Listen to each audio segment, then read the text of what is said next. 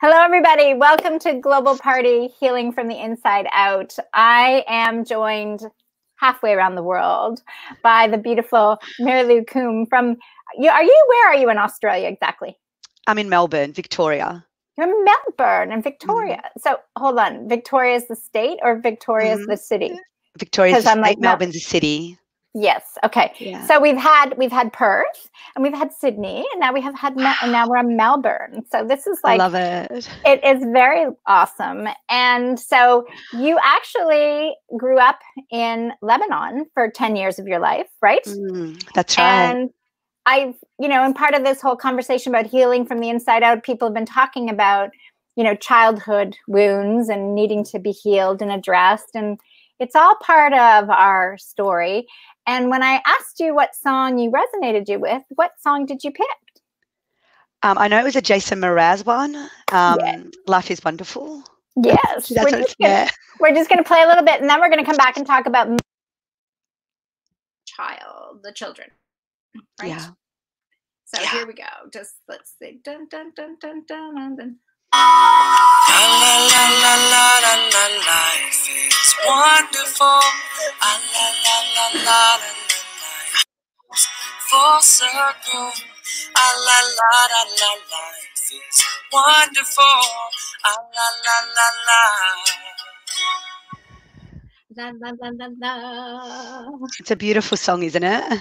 It is. And so, do you see that life is wonderful with what's going on in the world right now? I actually do. I know.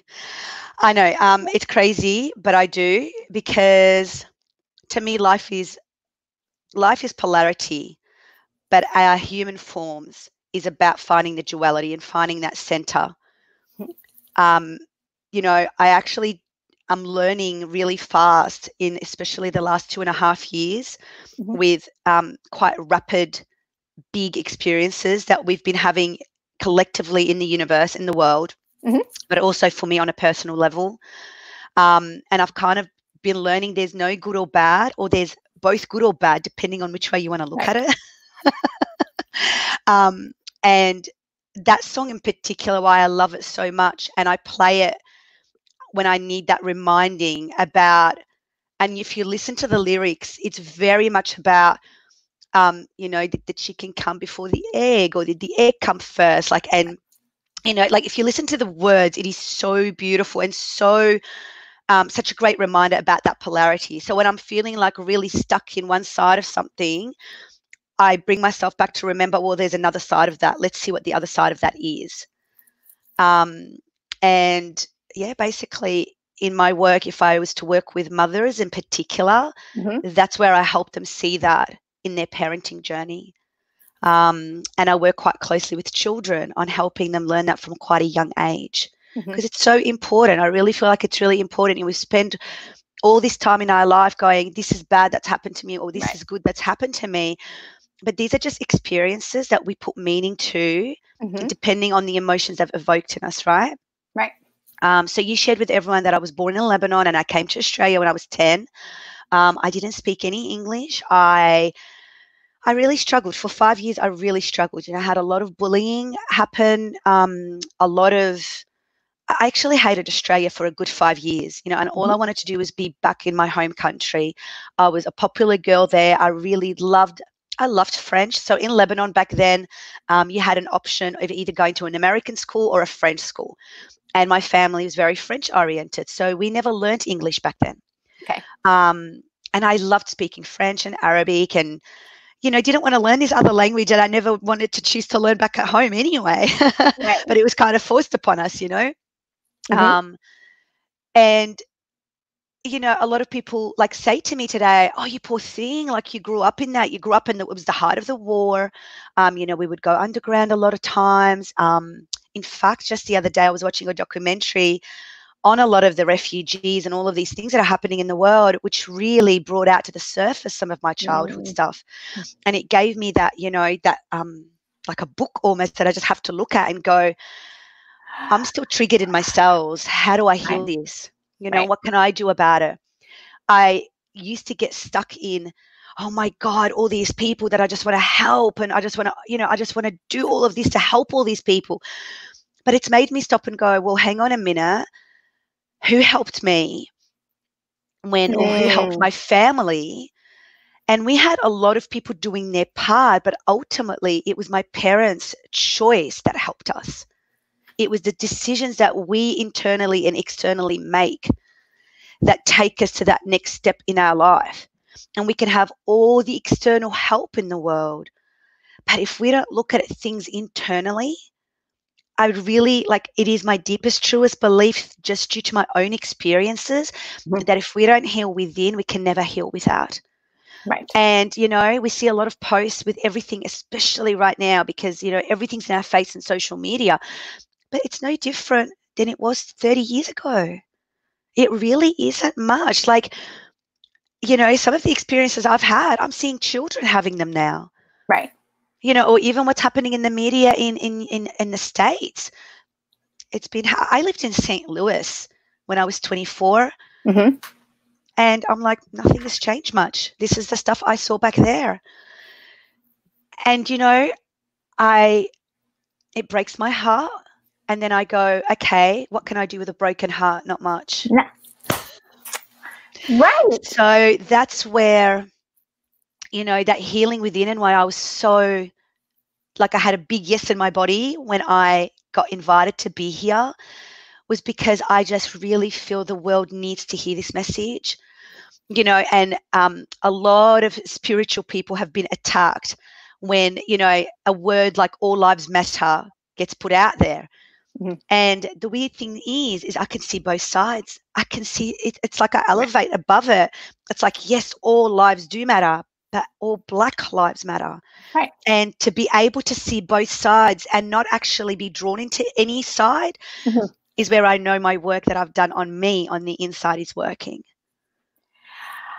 Wow, so that was really well expressed, right? Oh, thank you. And that's one of the reasons why I love, meeting the essential people, as far as I'm concerned, because every story is essential, right? I believe so. And in that awareness that we all thought we were important before, but now we know we've got a label. It's every single one, though. Yeah, exactly. Every single one has some. When you recognize that there was a moment in time, like you said, your parents had to have some feeling inside. They had to make that choice. They had to go forward, because it's like a key has to turn in somewhere in your heart to say, okay, we can do this. Even the refugees that have jumped on board a raft or a ship or, whatever, to try and get away. And then I always think, and we're turning them away. They've traveled across, the ocean, and we're saying, no, sorry. I mean, in Canada, I remember a gentleman saying to me from, he'd come from Iraq, and he said, the only difference between your ancestors and mine is yours came by boat, mine came by plane. Yeah. And it's like, because, we forgot the Indigenous people, the First Nations people were here first. The Aboriginals were there, they were there, and then we colonized everything. I know that's a one thing that I know with my own children that I really want to talk to them about, especially, in the history of Australia. Obviously, it's not as, big or as many years as the US. But when we say we discovered a country, did we really discover that country if there were already people that were living there? Do you know what I mean? We're just visitors, really. We really are just visitors. Yeah. So there's a lot around it, and I think, especially in the last few weeks, with the hot topic of racism. See, I just have a belief that we're all racist, no matter what color we are. We're all racist because we have some sort of bias and a belief. Depending on where we are. And it's just that level of racism that differs depending on what group you're in. Right. I'm not proud to say that I've been racist myself. I've had beliefs about certain cultures where I asked the universe, please show me differently. Like, I don't want to have this belief, but I did. And it's automatic, because if we understand how the brain works, we have a judging brain, and the brain just judges anything that feels either threatening to us, that feels different to us. It just naturally does that. So rather than judging the judging brain, understand it and break it down. And ask yourself why you're judging this. Where are you feeling uncomfortable? What can you learn about this? And if we ask questions and are open to learning, imagine if the world did that rather than attacking each other for being so different and not holding the same beliefs. Yeah. Well,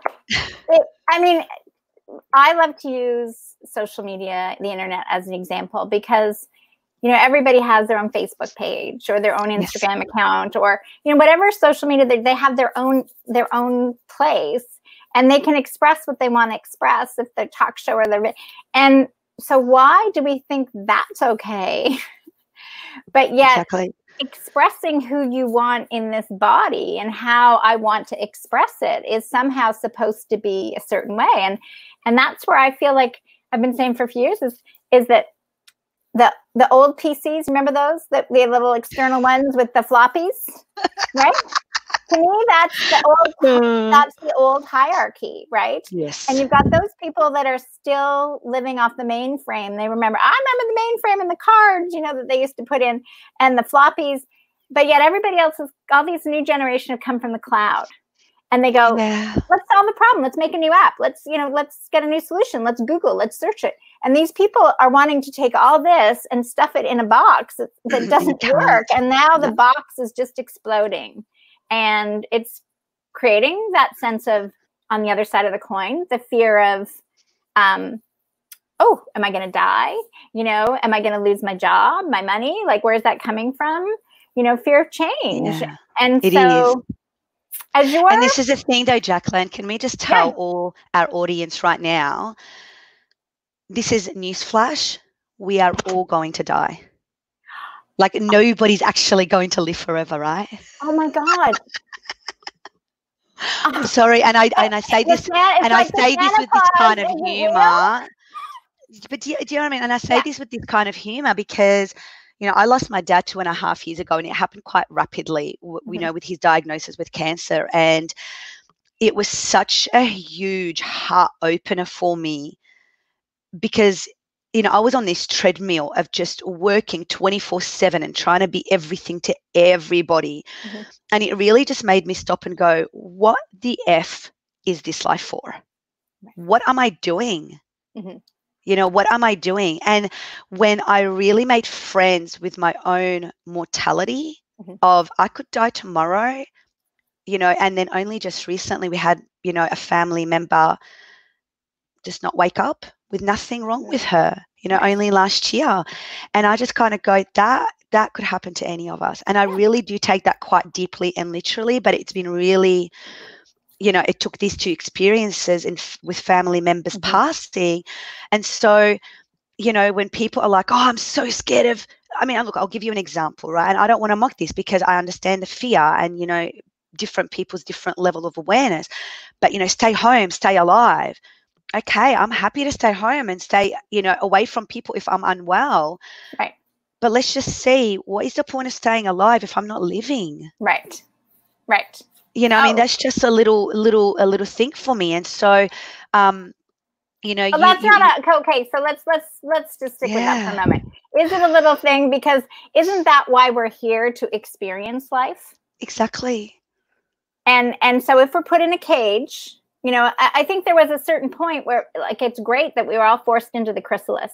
And that's what I call it. It's like they just shoved the caterpillars in the chrysalis and they said, guess what? The world's breaking down. So you need to have a break and you need to start to adjust your perceptions and, see essential people are essential. And, where if you've got all this money, you can't spend it anywhere. Maybe you can redistribute it, right? You can use your like there's a shift that goes from up here to the heart. Yes. And I think that break was needed. Like, that is a collective energy in the world that was needed. Mm-hmm. But I also think what's really important is for us to think for ourselves and really do what's right for our family. Yeah. And when we talk about mothering the mother in particular, I think that mothers just do not realize the power that they hold in a household, in their role. They really don't. And when we heal our wounds as a mother and live and live from that heart space, that's where real change in the world happens, because you as the mother are then influencing that future generation that you're raising. And always come back to asking yourself that question of, where does this come from? My favorite little saying for the last year and a bit is, what would love do? And I really, really encourage mothers in any type of situation, when they're feeling isolated at home with their children, they're being driven bonkers, whatever it might be, what would love do? And if love says go out and sit in nature, in the forest, go do that. Right. Yeah, well, I mean, like I was on the sandbar yesterday. Okay, so it's that sense of when mothers have their past patterns generally have been, I got to take care of everybody else before I take care of me, right? Yes, of course. And so the idea that you can have a little bit of time for yourself is in some ways a novel concept. I know when I talk to someone that's spiritual or talks about, law of attraction, I say, well, that alone, your concept of time tells me how much you really know about the universe. Because if you feel time is limited and there's not enough time and I can't do what I'm guided to do, you're living in this little tiny box. Because when you step forward, I would say, trust your inner guidance to say, you know what, I know there's enough time for what I need and what I need to do, in that sense, right? It's like you have these experiences where sometimes it feels like time just stands still, or you go to the park because you need to make a break and there you meet your next VP client. You know what I mean? Which, like you just don't know what you don't know if you keep living in this little box. But it's about really just trusting and surrendering. It's not about, for me, stop taking action. Like last week, I had, a huge amount of interviews, probably my biggest sign up of clients in the week. And I felt a little bit unwell where I really, and I don't like letting people down, as a recovering people pleaser. I didn't want to let people down, but, at the end of the day, I also didn't want to let myself down. And long term, I didn't want to let more people down. Right. So it's always about stepping back and taking a look at the bigger picture. And what I've really learned is that everything just keeps rolling. Like everything just keeps happening and people just deal with stuff. And, all you can do is just show up in that moment exactly as you need to be. And everything else just takes care of itself. Yeah. Even children do. And children just need to understand, I think sometimes a trap that us mothers fall into is that we want everything to be perfect for our children. And right now, everything is showing us in the world that it is not perfect. Yeah. And if we can learn anything from what's happening in our world right now on so many different levels, because, all we hear about right now is Black Lives Matter and coronavirus. Like they're the two biggest headlines, right? But like if we just go back to what's happening in Lebanon, for example, right now, a big revolution's about to erupt. People have like the economy, and then not just because of coronavirus, but because of a very corrupt government. It is completely escalating. There's people that just can't even feed their families. And, if we look even broader, like Asian countries, Pacific countries, all the tourist destinations that are being affected right now, it is a global bigger thing, and we can get quite overwhelmed with that if we allow it to.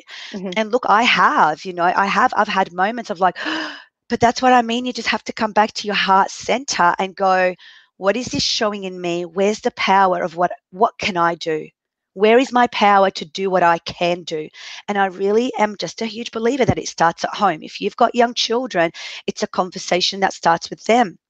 It's the knowledge, it's the exposure that you give them to different cultures, to different literature, to different music, and not just putting onto your children what is you.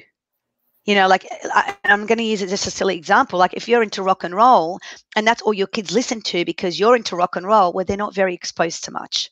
Right. And when they go outside of the home and they listen to other stuff, let me tell you, they'll probably may not come back to rock and roll because they haven't trusted you that you've given them that scope in the first place. So that's what I kind of encourage parents to do, Well, and yeah. I mean, how old are your kids? Mine is 7 and 9. Okay. So mine are 25 and 21. And so I'll come to you for advice. no, I was going to say, what this is the whole point is, so I had to trust my guidance in the process with my kids, right? So they weren't vaccinated, and they were actually brought home they went to the Waldorf school, and then they were brought home and thinking homeschooled and then unschooled. And I felt guided in this whole process. But in the same token, I was still going back and forth. Like I say, I was in the chrysalis. So I'd be like, I'm trusting, this is what I'm supposed to do. But then I'm like in this other stuff, dealing with all my relationship and baggage, right? Yeah. And so we got out of that situation and we got to Prince Edward Island, et cetera, et cetera. But now it's like everybody has to learn what they need to learn. Yes. And mom is now seen as extreme. Mom is now like nobody, like, although we talked and although when they were growing up, it was like they were at Hogwarts instead of, muggles, they as older individuals were like, I don't want to be like this anymore. I want to be in the world, right? So they went to the other side. And in that process, there's been a parting of the ways, because it's like it's just I feel it's like what needs to, it needs to occur. But in that process of the letting go, it was like, really, this is really going to happen? You know what I mean? Like people would see them as teenagers and say, oh, you guys are so closely knit. They're so spiritual. It's so amazing. And then it was just like, just the same thing. It's like, no, now you're doing different things.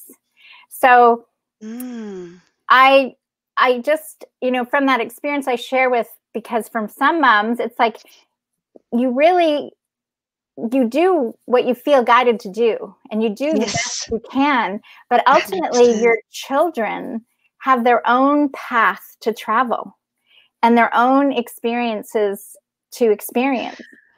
And as much as I might have believed I was guided to do, I had a gentleman say to me, a young guy, he said, oh, he has a health trauma or medical trauma because he was put in an ice bath when he was like 18 months and he wasn't taken to a doctor. And I said, I texted him and I said, were your parents holistic? Because, I didn't give my kids an ice bath, but I, was always nursing and paying attention. And he's like, no, my mom was just a narcissist. And it just made me start to break out loud, because I thought, oh, is this possibly what my children, is that because they, see things differently?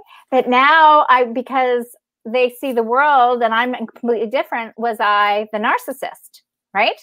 Yes. So, but you see how you're circling back to the point that I originally made about polarity. Yes. And everything is about our own perception and the meaning that we put to that.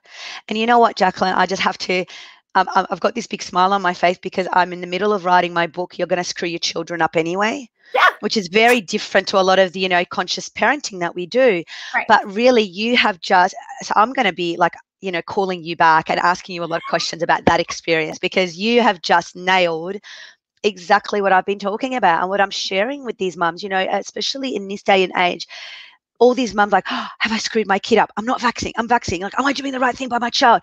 And it's like, you know what, honestly, you never know. And you've hit the nail on the head by going, you need to just be guided and do what you think is right at the time. And you are doing your best.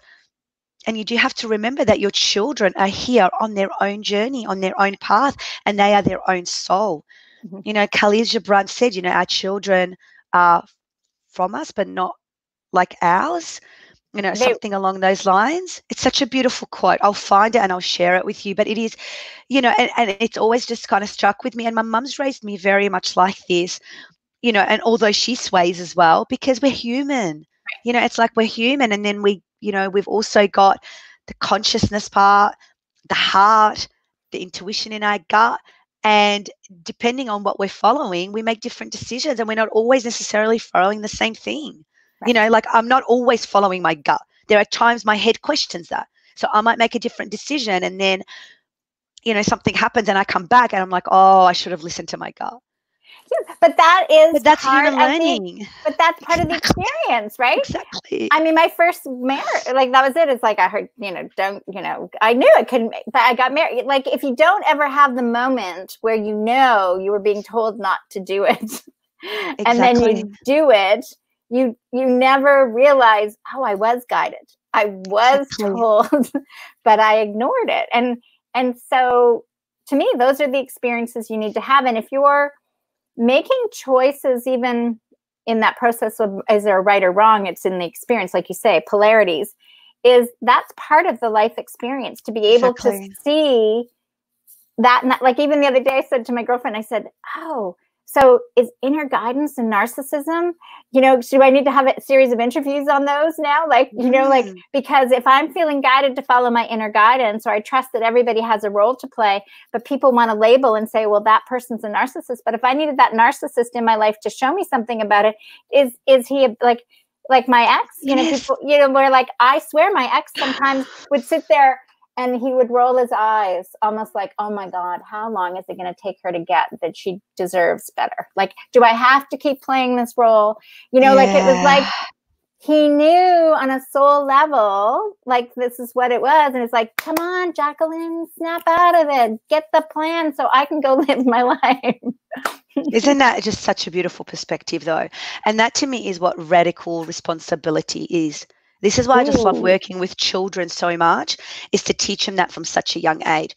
You know, so I teach yoga to children in schools, high schools, and, you know, the biggest thing I try to point out to them is don't blame your friends, don't blame your parents, don't blame your teachers.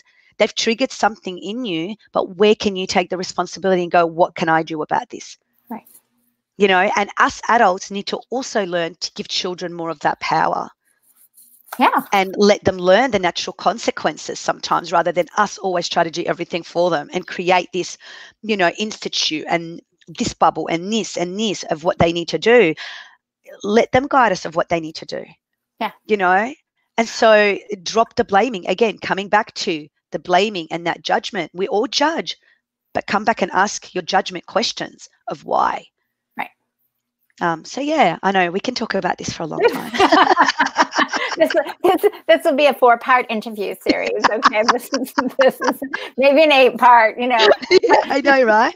You know what the thing is with you and your children, for example, and what you shared with us, neither of you is right and neither of you is wrong. Right. Like it's just is, and it's the life experiences and the contract that you've come to live together and learn from each other in your human form. So.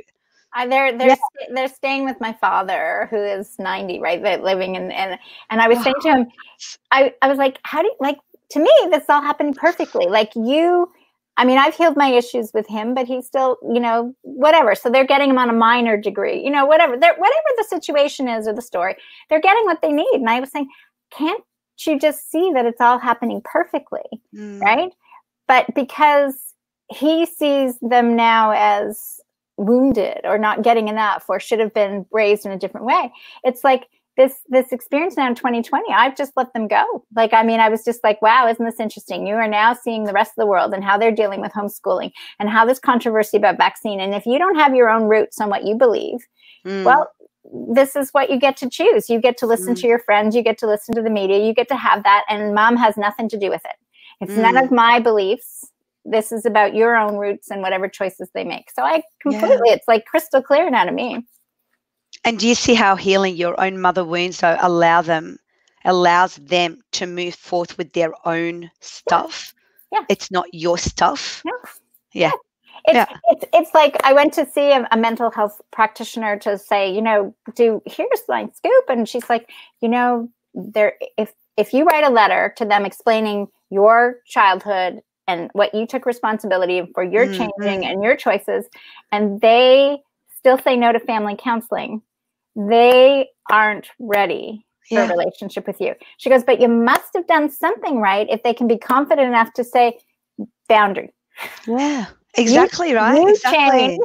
change, you get assessed, and we'll come talk to you. Right? So it is about knowing when you know yourself and you can love and appreciate yourself, it's okay when other people want to point a finger.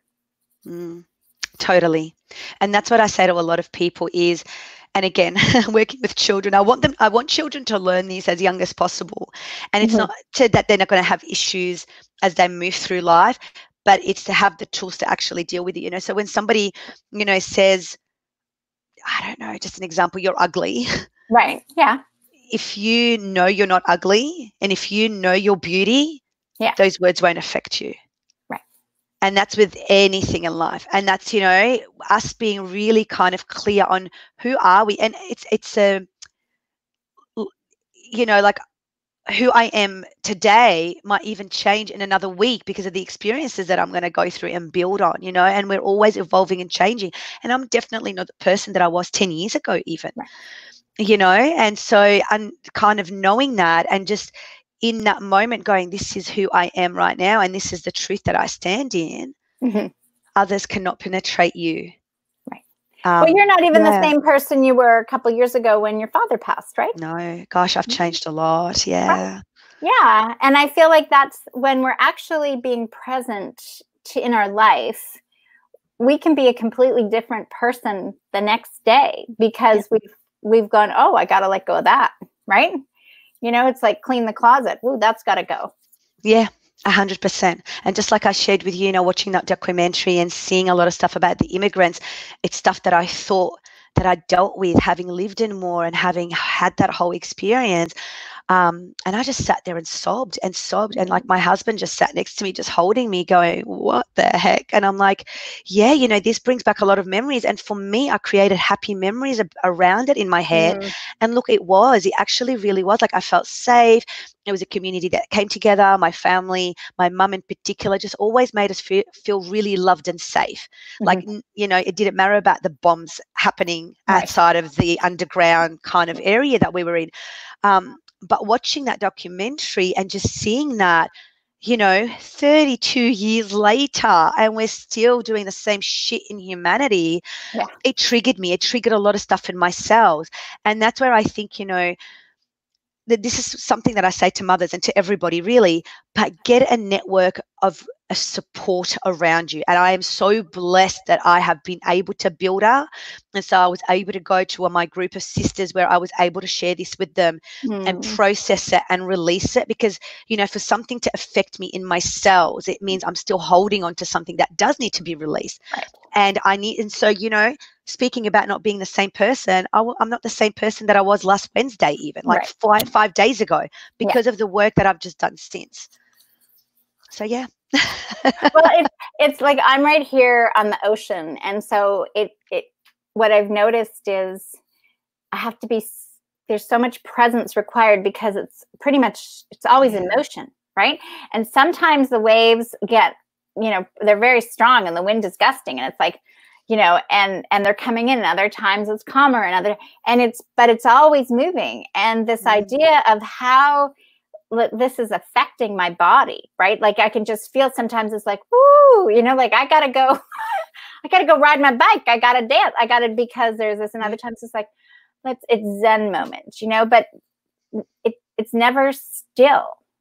Like it never feels completely still. And that I feel is representative of the universe, right? There's always something going on. We just don't know what we don't know. That's why the English language, I love the English language and having the way that I've learned it, but that's why the saying of ride the wave. Yeah. It is. It's very much, you know, and the fact that like I've started to use the earth, right, as the cell, right? I was sharing that in the video, and the water is like, there's more water on the earth than the earth. Yeah. Right. and our bodies contain more water than, you know, our so-called organs, and then we get to the fact of the energy, like we're so malleable, Yeah. right? It's exciting to me that where we're going in humanity. Look, it really is. And I just see this time and this period, you know, when you said to me, just as being wonderful. And I actually really do, because I see right now, this is our chance. It's uncomfortable. It's uncomfortable, but it's still wonderful, because we are getting awareness, and 50% of awareness is 50% of a problem change shifted or, you know, healed. And so the rest is the work that we just need to do. And so the reason I do see life being so wonderful is because we're not just being robots just moving along now. We actually have the choice to go, this is something that's not working in my life. This is something, you know, basically what's happening right now is just like a torch being shown on everything that's not working, you know, with our medical system, our education system, our politicians, racism, education, for sure. Everything. Education was a huge eye opener, right? Like it's all, you know, and we can go, oh, this is really crap. And yes, let's get that anger out. Sure, like it's really crap. But then what are we going to do about it? Because if we sit in that pit of shit, basically, of anger or blame and judgment and pointing fingers, which is what you see a lot happening on the internet, right? Like black versus white, male versus female, anti-vaxxers versus vaxxers. How are we all going to come together and actually make it work? That's my question, you know? And again, it comes to, I can't do it for the world. All I can do it is for me. However, and that will have a triple effect into the world. Yes, I do believe, right? It's like a hologram, right? When you cut pieces, everything's still there. So when you do it for you, you are. And so that's where. But then you're doing it for you. Exactly. And the next person and the next person, and that's how we all come together. Right. And when we did this in March for when Corona first hit, and we talked about it as a gift, and I was saying that I think this idea that people are going within is like, it's like in slow motion, right? Like it's already happened. You know what I mean? Like we've already been the tipping point, the 100th monkey. And so what we're seeing of what our choices have said, we want a different world, is now we're seeing how that world is happening. It's not like, is it going to happen? It's happening. It is. It's totally happening. And so you can focus on, it's happening. Wow, isn't this exciting? It's happening. Isn't it wonderful? Like you said. Or you can talk about, oh my gosh, you know, when are things changing? Things are changing right now. They are, and they have been for a while. If you actually pay attention, they really have been for a while. And there's a lot of goodness in the things that have been happening.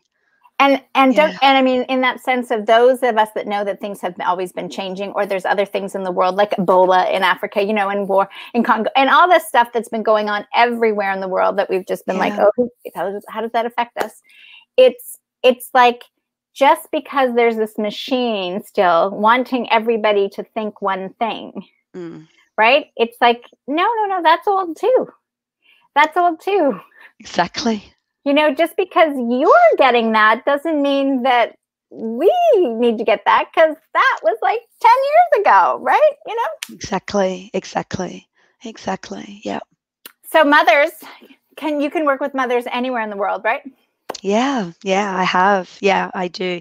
And I, when, you know, coronavirus did happen and come into our life, I couldn't go into schools and childcare centers anymore. So basically my work was very affected, and I took it online. So I do have a yoga program for little ones with their families, you know, where we talk a lot about positive language and the way that we feel in our body. And so it's a little bit more than just, you know, yoga. It's actually really understanding the words that we use and the way we speak to ourselves, and the way that even we hold our body, you know, slumped over, how, you know, what's your state like, what's your physiology like, what's your languaging like. So it's really important giving, you know, children these tools. And let me just tell you, children as young as, look, I actually believe from birth, like I really do believe from birth, they really do understand. And even when they are, you know, in the vehicle of our body, children hear and feel and understand all of this. But let's just speak on the 3D form. It's, if you really listen to a child, even as young as 2, when they're first starting to say, you know, get their sentences together, they have so much wisdom and they really actually understand these concepts. They really do. It's as we grow and we have, you know, the onion layers of us like form. And my whole intention in the world, and I feel like, if you want to call it purpose, but what I'm inspired to do is teach humans as young as possible that they are radically responsible for the life that they choose. And, you know, how they choose to show up is up to them. And it's not about being perfect, because there's no such thing. No. Like, I've really also feel like perfection is when we're perfect is when it's our time to pass over, because we've achieved everything we've needed to achieve. So that's how I feel about perfection and with death, you know, in regards to that. And so I'm not ready to die, are you? I still have a lot of work to do. So it's not about being perfect. It's just about doing your best and showing up you how you show up in any given moment. Like, even if you muck up, how do you say you're sorry? I yell at my children. Everybody thinks I'm this saint because I do yoga. I'm like, no, I'm of Lebanese background. Hello. Like, have you seen the temperaments of Middle Eastern people? Yeah. No. I yell. And naturally I yell without even meaning to yell. Like, that's just my excitement sometimes, right? Right. Yeah. However, if I did something wrong, I will quickly say, I am sorry. Right. You know, like, I am sorry I did that. And that's really a powerful thing that I've learned, because I used to be proud like 10 years ago and not be able to do that. You know, and so shifting that and kind of going, it's not about perfection. It's just about me going, okay, you know, like an example, I've hurt your feelings. Let me reflect on that. Why did I hurt your feelings? Where can you take responsibility for your feelings? Right. And I will take responsibility and how I portrayed that message. Right. So it's just things like that, you know? Oh, it's great. Like Leah's loving it. She's like, yes, okay, there you go. You know, take I mean, that idea that you have to be 18 or something before you're responsible is again another. I don't illusion. Actually, yeah, because you know that the brain's not fully formed and grown until you're 25. yeah, like, so there's all these little things, right? You know, and I know my grandfather left, you know, his family when he was 13, right? You know what I mean? So, I mean, to think about that is like when there was no cell phones or no nothing, you know, and my granny like crossed the ocean when she was 18, you know, got in a boat and just said, so this idea that there's so many things that we just have to shatter and realize that everybody's experience matters. Everybody has a different perspective, and everybody has a right to enjoy their life and to release what no longer serves them. And mothering the mother is so important to empower the children. 100%. And please, to all the mothers listening out there, just take a step back and listen to what your children are really telling you, because they are such wise souls. They really are such pure wise souls, even in their tantrums, even in their difficult moments, you know, even in their, they really truly are our teachers and our mirrors in what we need to heal within ourselves. And I have practiced this energetically on so many levels. So I'm not just waffling it off a book or anything like that. You know, I've got very, very strong young boys who are so full of love and compassion and so full of, you know, zest and strength. And I am so blessed to have them as my boys, because every day they teach me on a variety of things, but where I need to heal myself. And it is, you know, so I really just, and, you know, for mothers that want to know more about this, please get in contact. I'm more than happy to share my own experiences around that with you, because, you know, we could be here for hours talking about that. But listen to your children, listen to your heart, listen to your children. Beautiful. Beautiful. So you actually are kicking off the last leg that's all Australian, I'm realizing, you know, so it's so till the end. I think there's 1, 2, 3, 4 left, 4 or 5, whatever, but it's all good. There you go. So thank you. I love you. I'm so grateful for this conversation, and I look forward to talking again really soon. Me too. Absolutely. Have a wonderful evening there. Yep. Yeah. Yeah. Sun's still going. It's just starting to go down. It's 9 p.m. here. Oh, beautiful, beautiful. Enjoy. Thank you.